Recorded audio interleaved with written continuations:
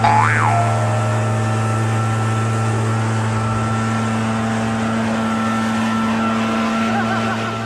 guys, how you doing? It's Henry at Mowers and Blowers. Today I'm installing something for sketchy. That's right, once in a while I get products from manufacturers who want to get their name out. So my new friends over at Flashark sent me this box. It's a bull bar, brush guards for the front of my truck. Awesome. It also has an LED light bar on it, integrated into the bull bar. They also sent me a hat, t-shirt, and a sticker. Let's unbox it.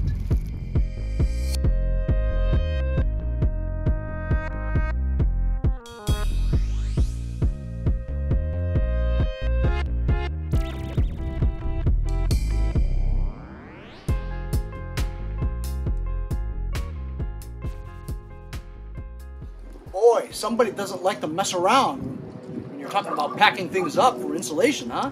Very well packed. Absolutely no damage whatsoever during shipping. As you can see here, here's the bull bar. Has sort of a skid plate on the very bottom and an integrated light bar. It feels like it's rhino sprayed, you know what I'm saying? But not sticky. It's steel. On the back, there's a simple negative and positive wire, which seems to be pretty straightforward.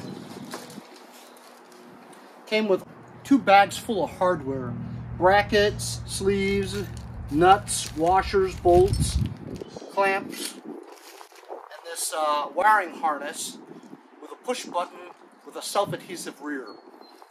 So find a place to put it, get it through your firewall, and it also has a remote control too. Maybe I could just forego the push button and have a remote control. Fuse line, junction box, and module. So I assume I need to read the instructions. I don't see any instructions. So I found the instructions. It was in the garbage. What kind of instructions are these? It doesn't show you what to do. It just shows you like a packing list of what's included. How am I going to install this? I have no idea what to do.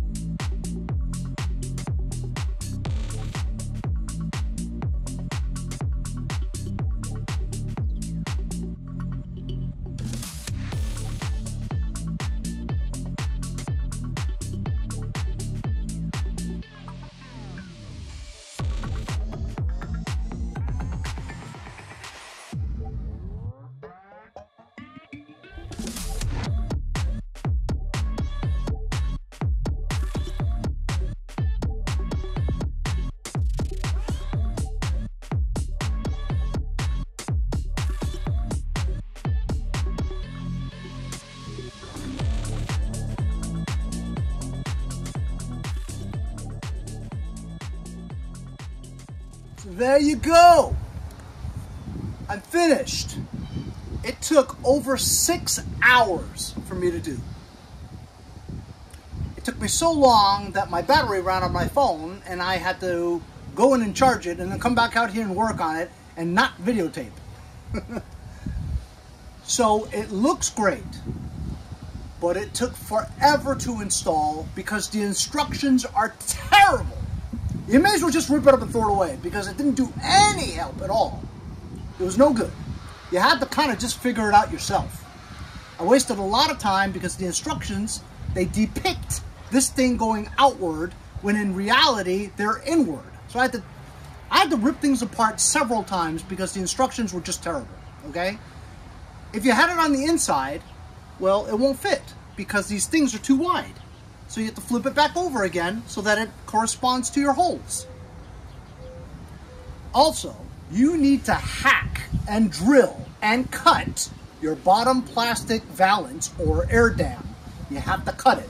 You can't go around it. You have to cut your bottom valance. The plastic air dam on the very bottom, you have to cut it. Otherwise, the bracket won't come out and attach to the bar. So I'm gonna show you.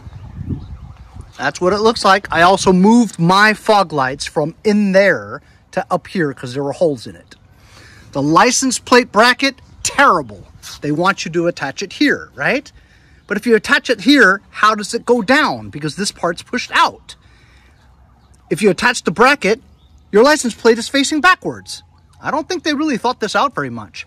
Unless they expect you to put the bracket on here and have your license plate in here. That looks ridiculous. So what did I do? I had to drill a couple of holes on the bottom and put the bracket in and have my license plate hanging down.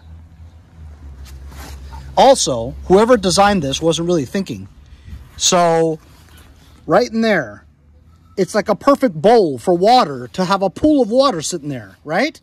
And then rust the whole way through. So I drilled a hole in there.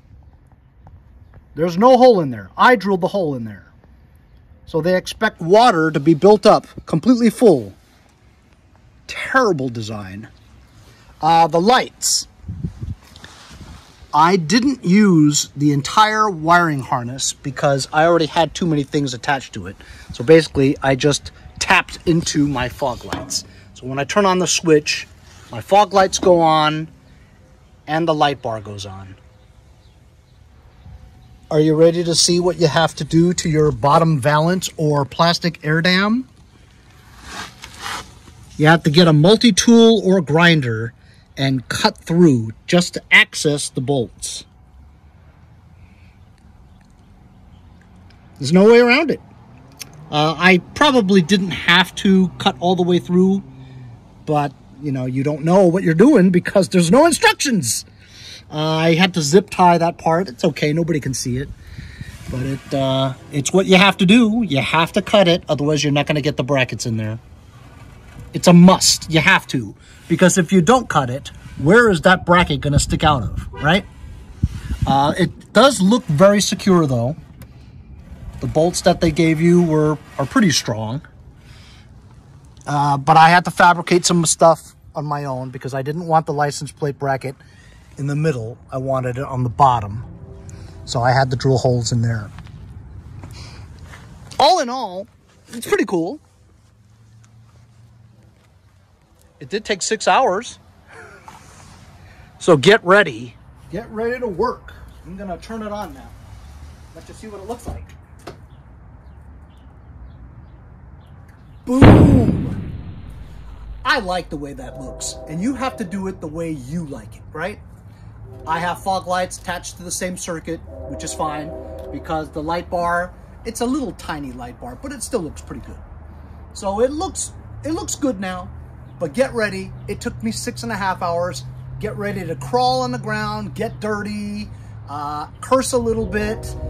But you know what? What do you expect? This is kind of a big install, you know what I mean? You have to plan things out properly, and honestly, Flashark, it's a good product, but you gotta do better on the instructions. Terrible.